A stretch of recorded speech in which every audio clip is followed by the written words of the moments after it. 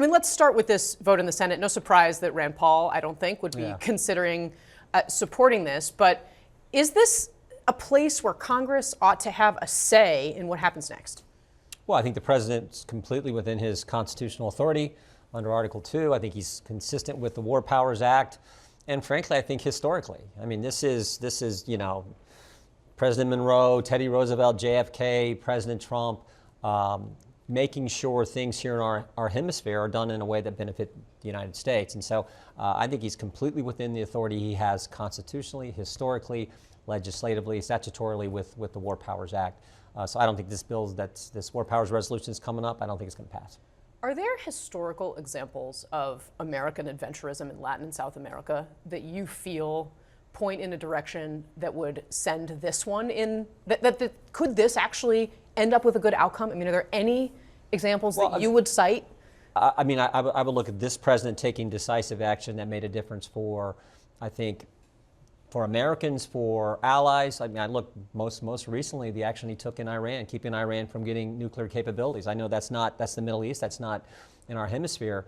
But step back and think about it for a second. Here's a guy who wasn't recognized as the head of state of Venezuela by the Trump administration or the Biden administration. Wasn't recognized as the head of the state, ran a narco-terrorist criminal operation, had a 5-year arrest warrant, was playing footsie with Iran and with China right here in our hemisphere, and bringing him to justice, that's a bad thing?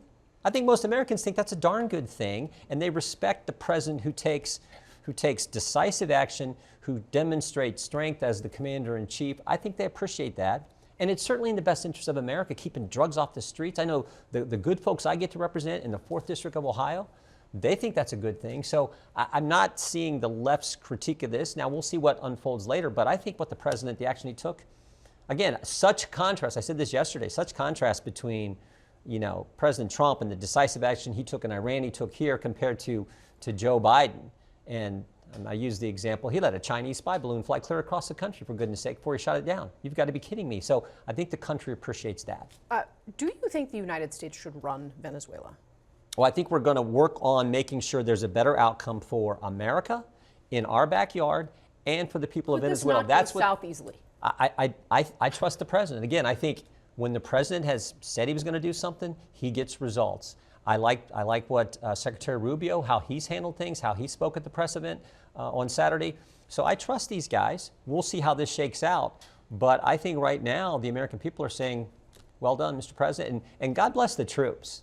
I mean, the courage, the precision that they conducted this operation, that is phenomenal. What we heard from the General Kane, Joint Chiefs of Staff, head of the Joint Chiefs, what he said, how this was prepared for, how they executed this, truly phenomenal. Do you support putting American boots on the ground in Venezuela for a long period of time? Well, again, that's a question for later. I think most Americans are again, trust the president to do what's in the best interest of the American people and the best interest, frankly, of the folks in Venezuela. I mean, you see the cheering in the streets. Isn't this a question you have to think about before you do something like this? And I'm sure they have. They want this transition to work out in a way that benefits America.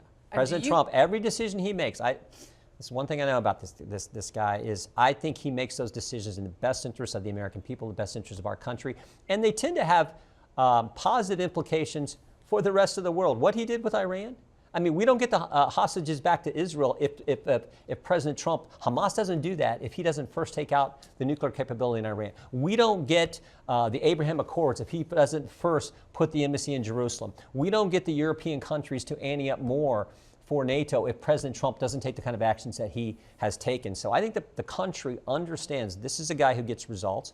We trust him, I trust him, and we'll see how this plays out over the next 60 days. Is the president